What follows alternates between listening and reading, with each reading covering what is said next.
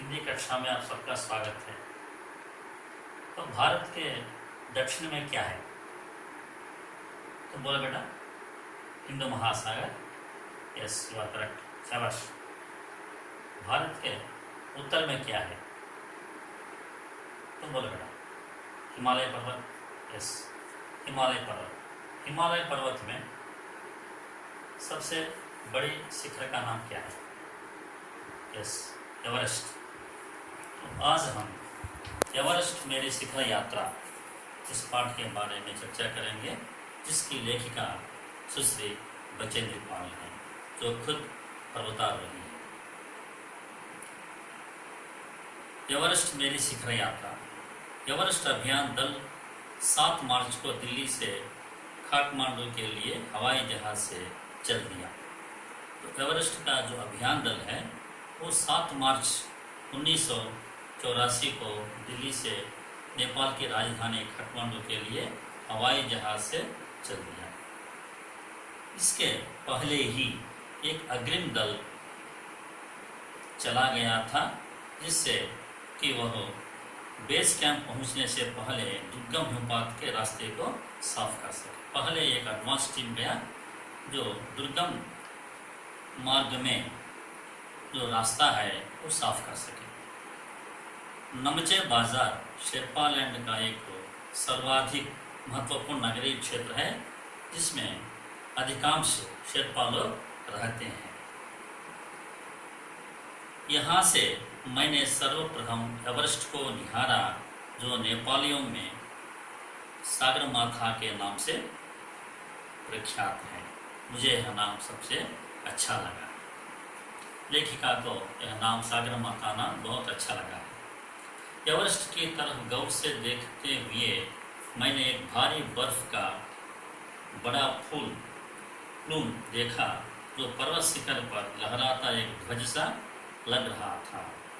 एक भारी बर्फ का बड़ा फूल जैसे एक झंडा जैसा दिखाई दे रहा था। तेज हवा से सूखा बर्फ पर्वत पर उड़ता रहता था। बर्फ का यह ध्वज 10 किलोमीटर या इससे भी लंबा हो सकता था। शिखर पर जाने वाले प्रत्येक व्यक्ति को दक्षिण पूर्वी पहाड़ी पर इन तूफानों को झेलना पड़ता था, विशेषकर खराब मौसम में।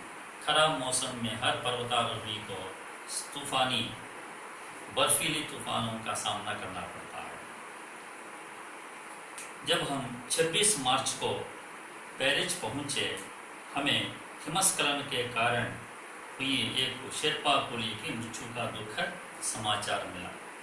26 मार्च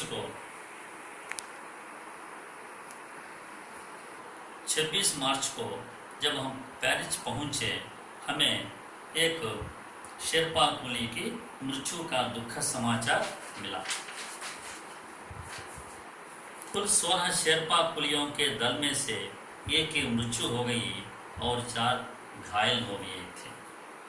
इस समाचार के कारण अभियान दल के सदस्यों के चेहरे पर छाए डर को देखकर हमारे नेता कर्नल कुल्लर ने हमें बताया कि एवरेस्ट जैसे महान अभियान में खतरों को और कभी कभी तो मृत्यु भी आदमी को सहज भाव से स्वीकार करनी चाहिए। ये सब ऐसे साहसिक यात्रा में सहज है।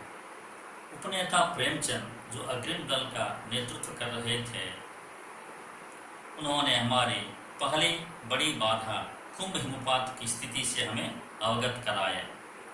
उन्होंने कहा कि उनके दल ने कैंप 1 माने 6000 मीटर जो हिमपात के ठीक ऊपर है, वहां तक का रास्ता साफ कर दिया है। हमारे उपनेता प्रेमचंद ने हमें बताया कि हमारा जो रास्ता है उन्होंने और उनके दल ने साफ कर दिया है। उन्होंने इस पर भी ध्यान दिलाया कि हिमपात में अनियमित और अनिश्चित बदलाव के कारण अभी तक के किए गए सभी काम व्यर्थ हो सकते हैं और हमें रास्ता खोलने का काम दोबारा करना पड़ सकता है। उन्होंने यह भी बताया कि हिमपात के अनिश्चित रूप के कारण, बदलाव के कारण हमारा रास्ता बंद हो सकता है और हमें अपना काम दोबारा करना पड़ सकता है। बेस कैंप में पहुंचने से पहले हमें एक और मृत्यु की खबर मिली। जलवायु प्रतिकूल होने के कारण एक रसोई सहायक की मृत्यु हो गई। मैंने एवरेस्ट पर्वत तथा इसकी अन्य श्रेणियों को देखा। मैं भौचक्की होकर खड़ी रह गई और एवरेस्ट फ्लो से और मुझसे की ऊंचाइयों से घिरी बर्फीली टेढ़ी मेढ़ी नदी को निहारती रही। मैं हिमालय की अन्य चोटियों को और वहाँ जो टेढ़ी मेढ़ी नदी बहती है उनको देखती रही। हिमपात अपने आप में एक तरह से बर्फ के खंडों का अव्यवस्थित ढंग से गिरना ही था।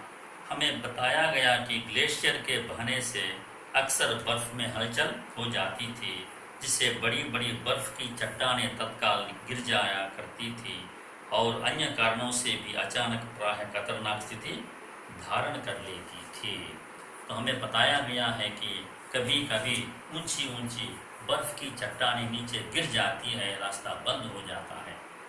इससे भी ज़्यादा भयानक इस बात की जानकारी थी कि हमारे संपूर्ण प्रवास के दौरान हिमपात लगभग 1 दर्जन आरोहियों और कुलियों को रोज छूता रहे।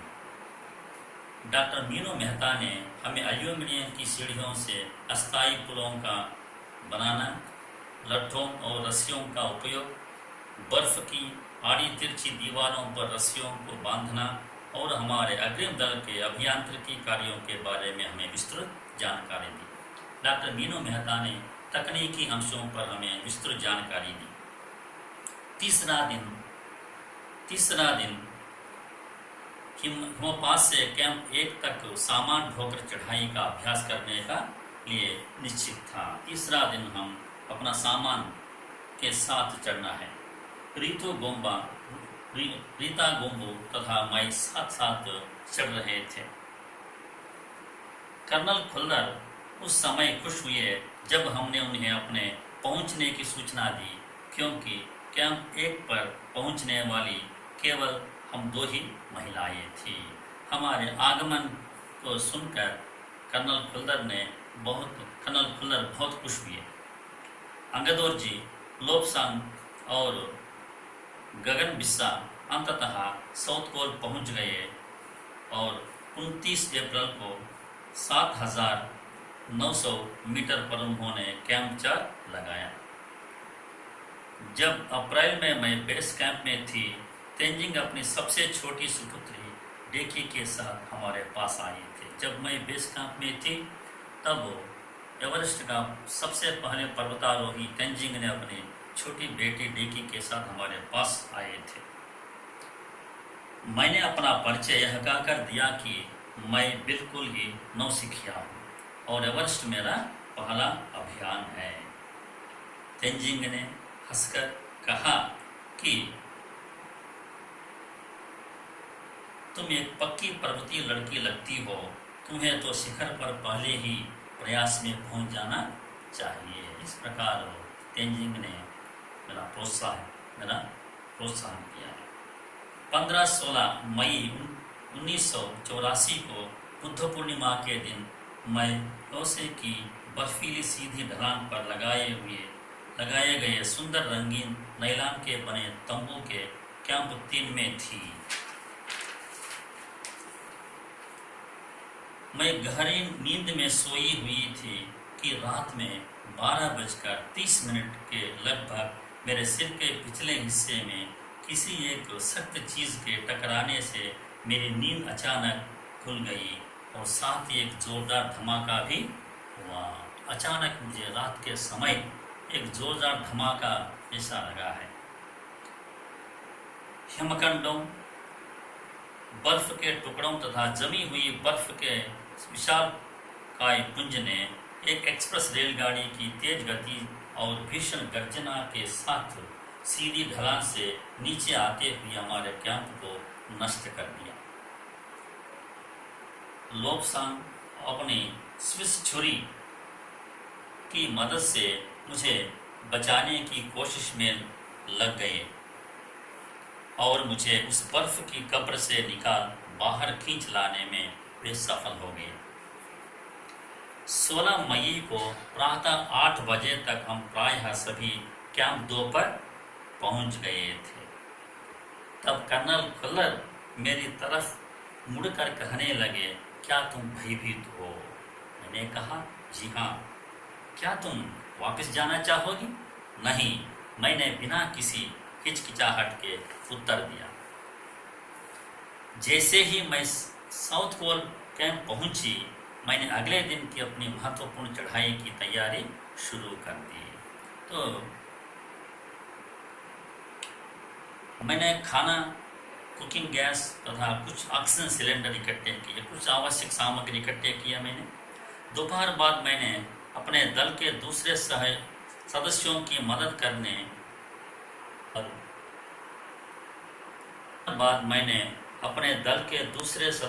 मदद करने और अपने एक थर्मस को जूस से और दूसरे को गर्म चाय से भरने के लिए नीचे गए। साउथ पोल पृथ्वी पर बहुत अधिक कठोर जगह के नाम से प्रसिद्ध है। अगले दिन मैं सुबह 4 बजे उठ गई। हल्का नाश्ता करके मैं लगभग 5:30 बजे अपने तंबू से निकल पड़ी। अंगदौर जी बाहर खड़ा था।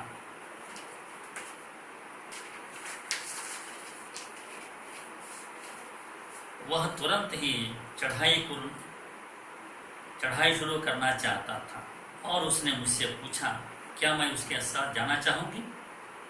एक ही दिन में साउथ पोल से चोटी तक जाना और वापस आना बहुत कठिन और श्रमसाध्य होगा, लेकिन मुझे अंगदौर जी पर विश्वास था।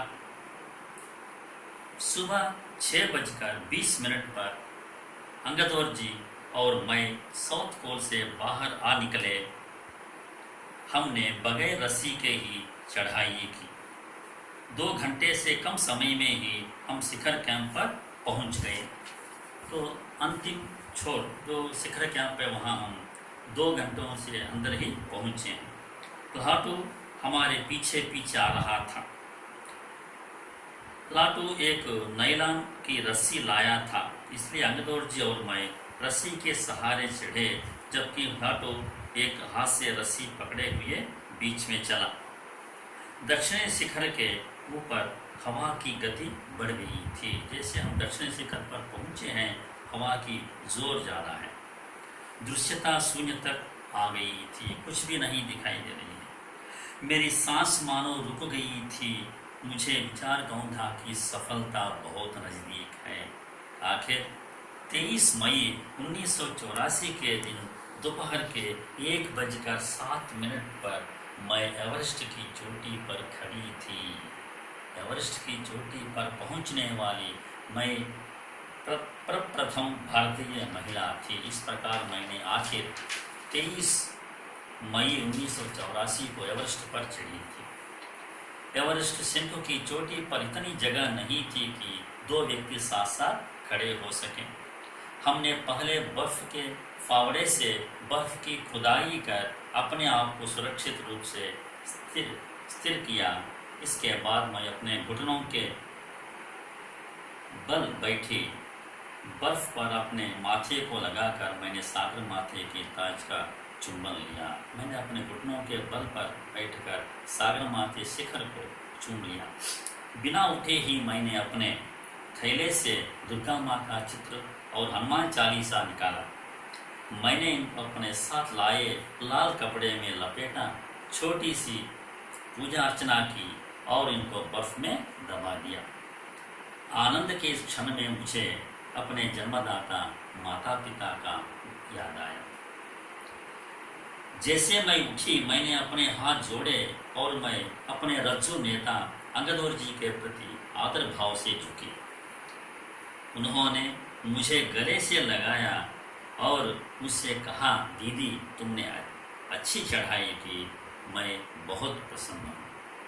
कुछ देर बाद नीचे आए सब लोग। उन्होंने फ़ोटो लेने शुरू कर दिया। तब मेरे हाथ में वाकी टाकी दिया गया। कर्नल खुल्लर हमारी सफलता से बहुत प्रसन्न थे।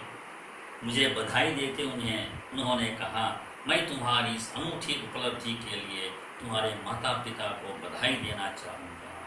मैं तुमको नहीं, तुम्हारे माँ बाप को मैं बधाई देना चाहूँगा। वे बोले कि देश को तुम पर गर्व है और अब तुम ऐसे संसार में वापस जाओगी जो तुम्हारे अपने पीछे छोड़े हुए संसार से एकदम भिन्न होगा। और तुम जब वापस देश में जाओगे तो सारा देश तुम्हारे स्वागत के लिए इंतजार में